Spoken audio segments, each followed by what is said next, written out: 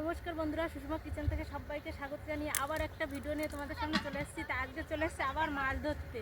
এই যে হাতে জাল, এই জাল নিয়ে নামবো এখন মাছ ধরতে। তা চলো দেখি খালে কি মাছ বাঁধে। আগের দিন তো একরকম জাল দিয়ে ধরেছি, আর আজকে মশুরি জাল দিয়ে তোমাদের মাছ ধরা দেখাবো। তা চলো নেমে যাই মাছ ধরতে।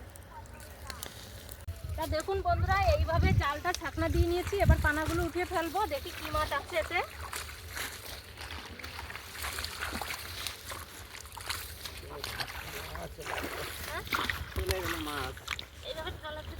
তা দেখুন বন্ধুরা, মাছ বেঁধেছে।